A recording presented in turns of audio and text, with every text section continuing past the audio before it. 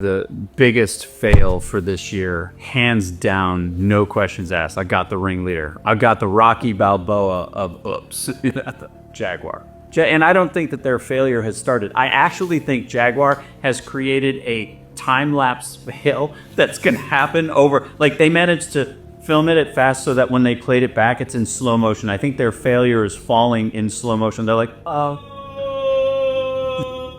And I think it's just gonna fail harder next year. British cars are notorious for having two problems. The first one is mechanical, the engines don't work well, and the second is electrical.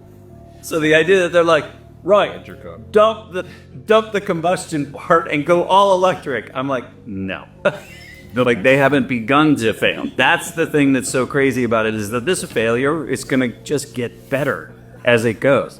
But I'm super curious, all kidding aside, I'm super curious because this is the first brand I've ever seen that actually is gonna do the woke thing as an experiment, truly. Because what happens most of the time is that somebody steps like a toe into the water of DEI or puts a toe in the water of this kind of thing.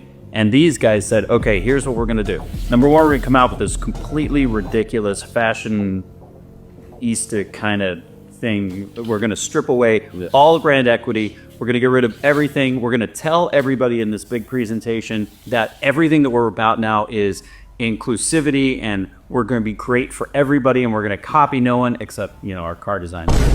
And then, we're going to come back out and we're going to relaunch it. It's going to be amazing and fantastic. And this is the first time that you've had a company that has gone so all into this whole thing that they're actually going to be able to say, here, we began in this place where we had these things. Now, it was declining equity. There wasn't really anything to lose by making this kind of pivot.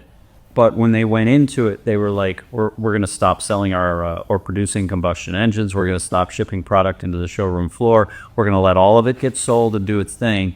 And then a year from now, we're going to try and launch this new concept. So this will be the great experiment. Did it work? And I'm not against the concept of change for positive sake. What I'm against is change for positive sake that's so in a vacuum that it doesn't realize it's being ridiculous. And I think that's what Jaguar just did to themselves.